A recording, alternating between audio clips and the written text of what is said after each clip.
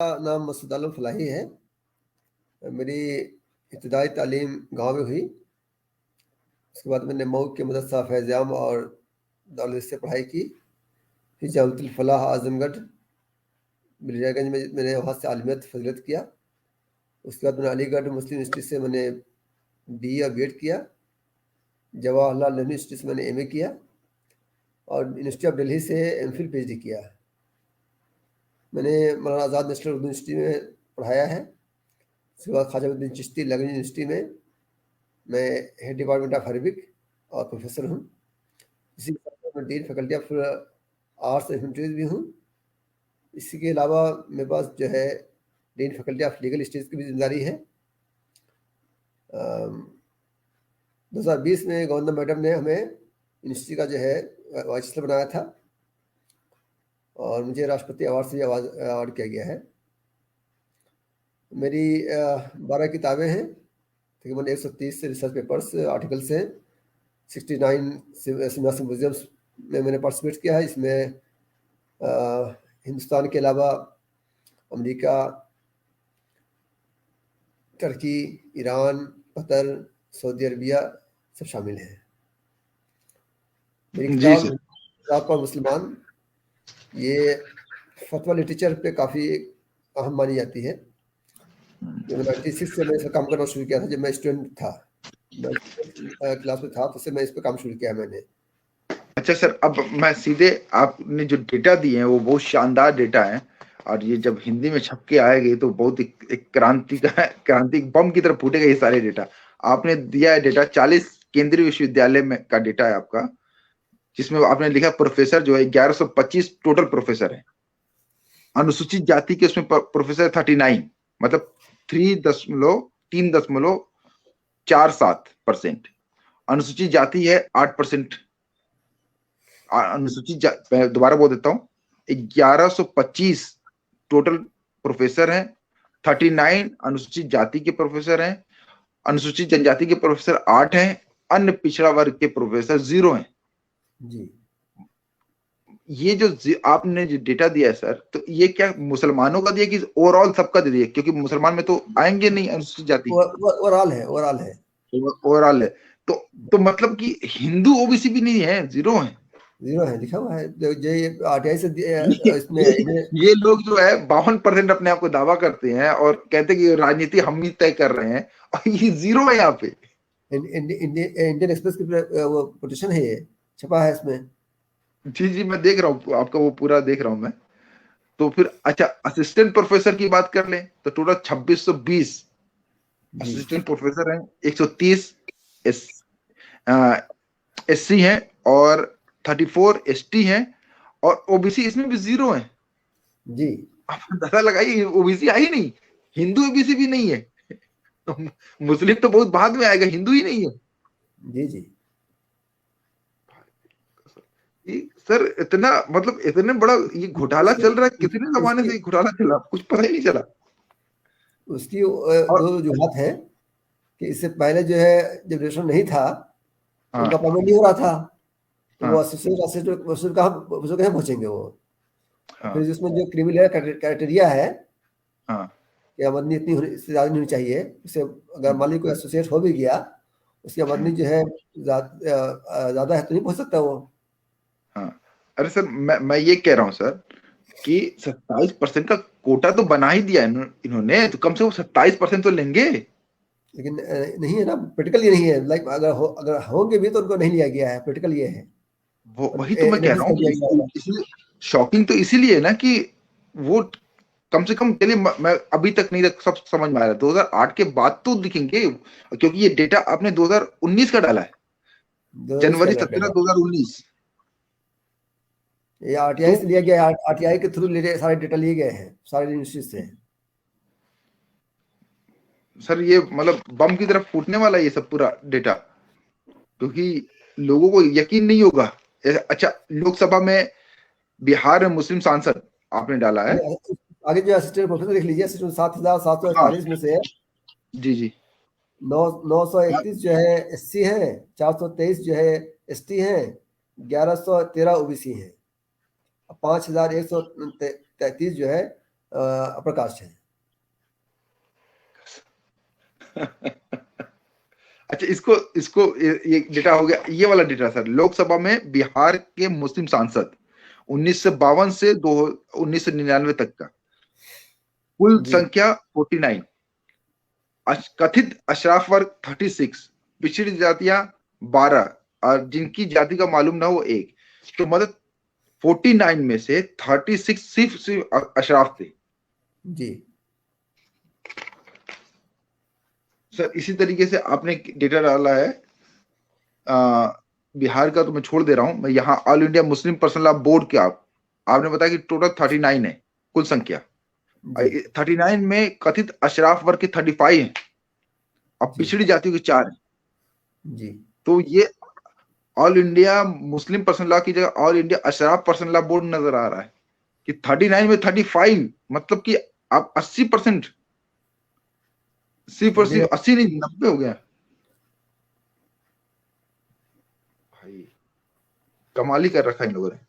और फिर आपने डाला ऑल इंडिया मुस्लिम पर्सनल लॉ बोर्ड के पदाधिकारी 11 हैं, 11 में से 9 अशराफ हैं। ऑल इंडिया मिल्ली काउंसिल के कार्य समिति में 48 कुल संख्या है उसकी, 44 इसमें अशराफ हैं। मिल्ली काउंसिल बिहार, इसमें 21 कुल संख्या है, 21 में से 20 अशराफ हैं। जी इदारे शरिया सुल्तानगंज पटना के पदाधिकारी 11 हैं, 11 में से 8 अशराफ हैं। ये बरेलवियों का बरेलवियों का रूप है, लशरिया जो है हाँ बरेलवियों का हाँ रूप है। इदारे शरिया को बोर्ड ऑफ डायरेक्टर में 8 हैं, कुल संख्या 8 की है, 8 में से 6 अशराफ है। ये हाल है। अच्छा, फिर आपने सर ये वाली बात थोड़ा सा और उठा के, इस पे थोड़ा सा लोग गुस्सा भी होंगे। आपने लिखा कि भारतीय सूफी श्रृंखला और उसके संस्थापक, आजकल सूफी और बरेली में लड़ाई भी चल रही है। आपने कादरिया लिखा, कादरिया के संस्थापक लिखा शेख अब्दुल वहाब जिलानी, उनकी जाति लिख रखी है सैयद है वो, कथित अशराफ वर्ग से। चिश्तिया चिश्ती संप्रदाय, सूफियों को चिश्ती संप्रदाय, ख्वाजा मोइनुद्दीन चिश्ती इसके संस्थापक है, उनकी जाति क्या है, सैयद है, कथित अशराफ वर्ग से। नक्शबंदिया ख्वाजा मोहम्मद बाकी बिल्ला, ख्वाजा मोहम्मद बाकी बिल्ला, ये भी सैयद फारूकी तुर्की है। हाँ, तो इनको मतलब यह कथित अशराफी वर्ग से, चाहे सैयद कह ले, फारूकी कह ले, तुर्की कह ले। सुरावर्दिया आपने कहा कि ये शेख बहाउद्दीन जकरिया इसके संस्थापक है, और इनकी जाति कुरैश थी, सैयद, ये भी कथित अशराफ वर्ग थे। तो जितने भी सूफी श्रृंखला है सबके सब आपने बता दिए, ये सब के सब जो है अशराफ वर्ग से आते हैं जी। तो सर ये तो पूरा ये जितना विभाजन हुआ, तो इसके सबके सब फाउंडर तो यही हैं। आगे भी मैं जोड़ता चलूं, आपने देवबंदी का कहा कि देवबंदी के मौलाना कासिम नानौती, मौलाना रशीद अहमद गंगोही, ये दोनों जो है इसके फाउंडर में आप गिन रहे हैं। एक शेख है, एक शेख अंसारी है। एक शेख अंसारी है। अच्छा, वो वाले अंसारी नहीं, ये भी समझा दिया जाए, जिसको आम तरीके से हम जुलाहे या जो हम समझते हैं जिनको अंसारी, जिसे हम समाज में आते हैं, तो वो नहीं, ये अशराफ वर्ग, कथित अशराफ वर्ग से है। तबलीगी जमात का आपने बताया कि मौलाना मोहम्मद इलियास कंधावली इसके संस्थापक है, जिनकी जाति जो थी शेख थी, ये भी अशराफ थे। बरेली के अहमद रजा खान बरेलवी, ये खान थे, ये भी अशराफ है। अहले हदीस में मौलाना मियाँ सैयद मोहम्मद नजीर हुसैन दहलवी, नवाब सिद्दीकी हसन खां भोपाली, ये दोनों अहले हदीस जमात के फाउंडर में से गिने जाते हैं। इनको आपने बताया ये भी दोनों सैयद हैं जी। जमात इस्लामी मौलाना सैयद अबुल आला मदूदी, ये भी सैयद है। SIO जमात इस्लामी का, ये भी सैयद नहीं, मतलब इसका कोई जमात है, इसका कास्ट कोई ताल्लुक नहीं इसका है। अच्छा, ठीक। तो अब शिया संप्रदाय को आप बोल रहे हैं, ये आपने लिखा शिया का मौलाना नूरुल्लाह शुस्त्री, ये इसके संस्थापक थे, मुझे पता नहीं इसलिए पूछ रहा हूँ। मतलब इंडिया में जो इनको माना जाता है, इन्होंने इसको एस्टेब्लिश किया यहाँ पे आकर के इंडिया में, वो भी सैयद थे जी।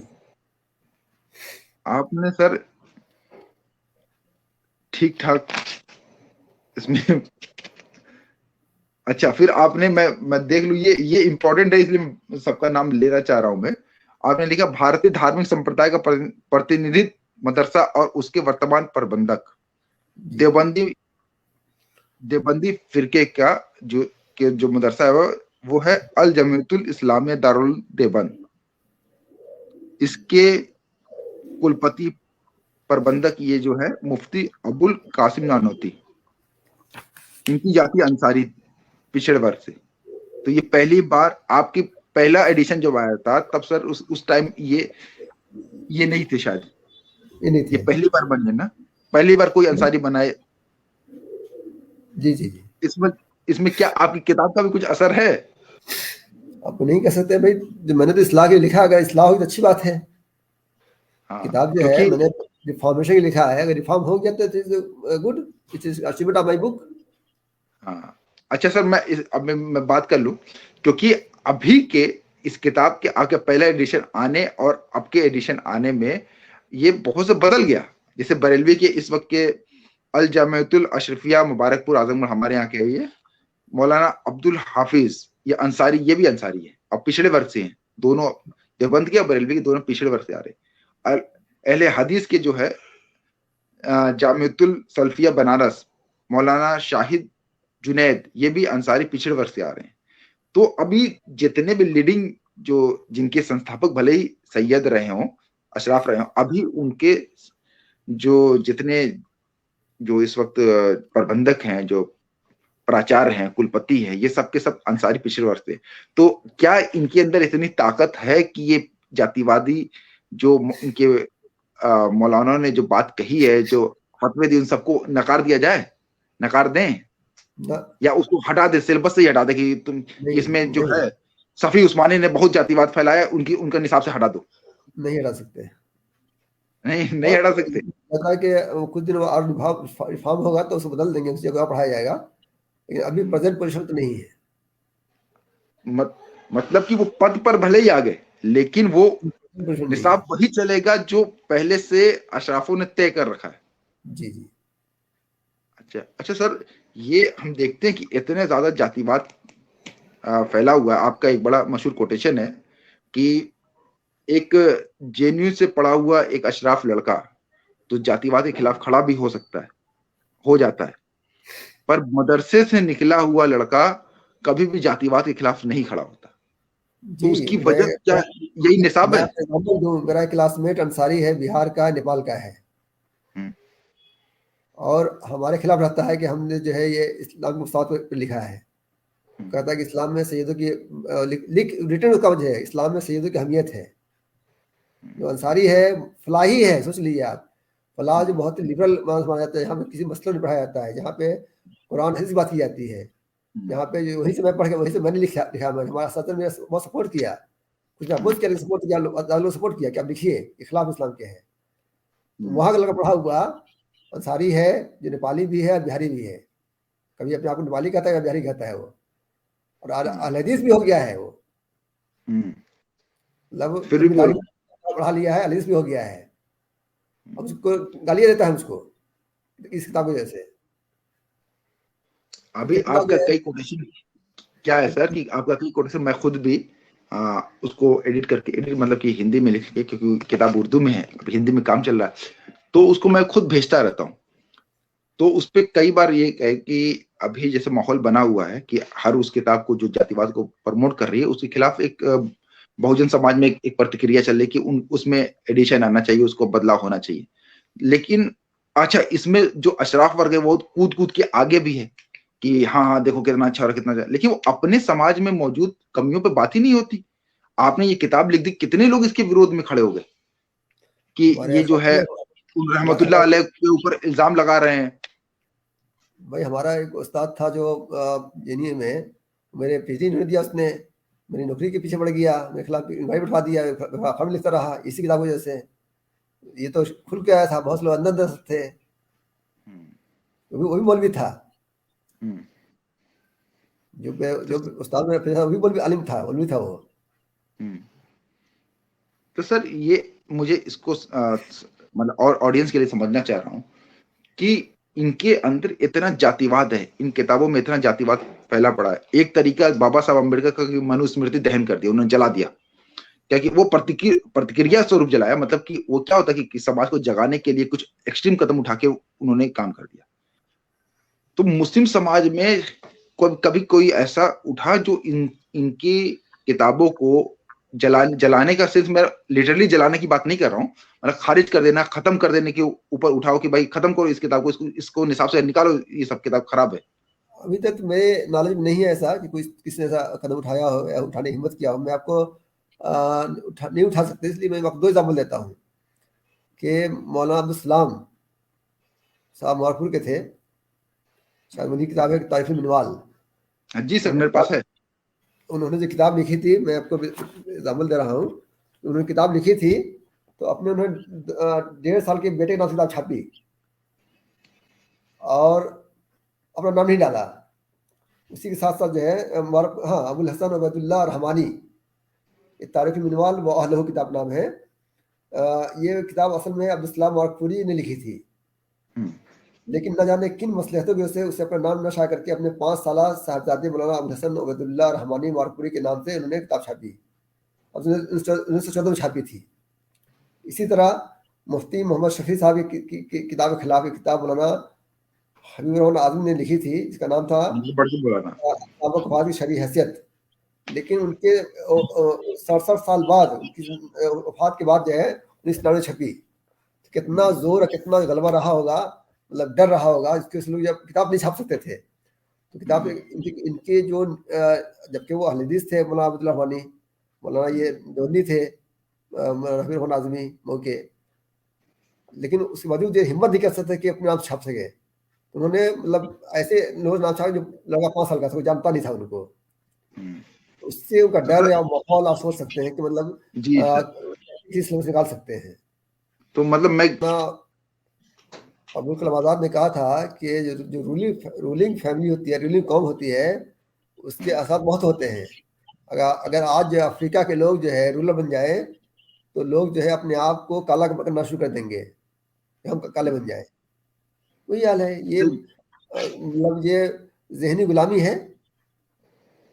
ये सब जितने मदरसे से निकले ज्यादातर जहनी गुलाम लोग होते हैं, वो कभी काउंटर ही नहीं कर पाते और वो हमेशा आपके विरोध में खड़े रहते हैं। इकबाल का एक शेर है, वाय नाकामी बताए कारवा जाता रहा, कारवां के दिल से एहसास ज़िया जाता रहा। करे कि जो है कारवां लुट गया, उसका कुछ ज़्यादा गम नहीं है, लेकिन जो कारवां लुटने का जो एहसास था वो मिट गया, वो ज़्यादा गम है उसका। जी, तो हमारे दर्शक इस बात को समझे कि जो बहुत कूद के आगे हैं, कि किसी धर्म विशेष की कोई किताब में कोई श्लोक लिख दिया गया है और उसको ट्रोल कर रहे हैं बहुजन, तो ये उसके आगे आगे हैं। अगर वही चीज अगर हम अपने चैनल से शुरू कर दें कि कोई एक किताब उठा लें और कहें कि देखिए उसमें ऐसे ऐसे लिखा है, इसको जला देंगे, इस तरह कर देंगे, तो यही हमारे खिलाफ हो जाएंगे। जो किसी धर्म विशेष के लिए खुश हो रहे हैं, वो अपने धर्म के अंदर की कमियों पे बात नहीं करते। तो इसको समझिए, जलाना एक सिंबॉलिक बात है, हम सिंबॉलिक तरीके से बात कर रहे हैं कि उनको कैसे हटाया जाए। कौन है जो मूवमेंट चला रहा है कि बरेलवी मसलक में ये बातें गलत है, जातिवादी बातें, इन सबको हटा देंगे हम। अब जो बरेलवी मसलक में जो ओबीसी मुस्लिम मौलवी है, उनसे पूछ लीजिए कि आप हिम्मत हटा देंगे, उसको आप सपोर्ट करेंगे। वो इन्नी शायद हजरत की बात ऐसी है, वही हाल देवबंदी में ही कहेंगे, मसले में ही कहेंगे, सबका वही हाल है। अच्छा तो सर, आपने और भी इसमें दे रखा है, मैं थोड़ा सा वो भी पढ़ दूं। आपने बहुत से डेटा दे रखे हैं, मतलब कि जाति और जैसे जमीयतुल उलमाए हिंद, उसका शेखुल हिंद मौलाना महमूदुल हसन देवबंदी इसके फाउंडर थे, और इनकी जाति आपने बताई सैयद थे ये, ठीक है। और ऑल इंडिया मुस्लिम पर्सनल लॉ बोर्ड मौलाना सैयद मिन्नतुल्लाह रहमानी। फिर ऑल इंडिया मुस्लिम मजलिस डॉक्टर सैयद महमूद।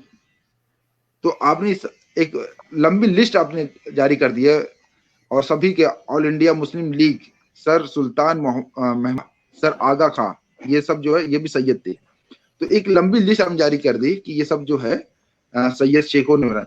एक बार जो आगा खां फाउंडेशन ही क्या है यूके में। अच्छा सर, ये मैं शिया मसलक का जो 2 ग्रुप है, एक इस्माइली ग्रुप से बिलोंग करते हैं ये, और अच्छा मैं पाकिस्तान बंटवारे में आ गए थे लोग थे। मैं सर एक बात ऐसे मजाहिया अंदाज में बोल रहा हूँ, आपको एक आतंकवादियों की भी लिस्ट जारी कर देनी थी जितना संगठन है, उनके फाउंडर कौन है, संस्थापक कौन है? देखिए हमारा नहीं है, मैं समझ रहा हूँ, मैं कह रहा हूँ कि मैं मजाक में ये बात कह रहा हूँ, क्योंकि इसी तरीके से अगर हम लिस्ट बना दें तो मुझे पूरा यकीन है कि इसमें संस्थापक में कथित तौर से अशराफ वर्ग ही नजर आएंगे। फोर्थ में जो है मैंने दिया है कि जो आजकल अरब कंट्रीज में जो लड़ाइयाँ हो रही हैं उसके जो तंजीमें हैं उसके कौन कौन फाउंडर हैं, कौन कौन ये हैं। फोर्थ में आप देख सकते हैं, जी मैंने देखा था सर। फोर्थ चैप्टर में लास्ट में दिया हुआ है कि किस फाउंडर कौन कौन है। इतनी जो आजकल गल्फ कंट्री में लड़ाई हो रही है, जो ग्रुप्स हैं उसके कौन कौन फाउंडर हैं, वो सब चीजें।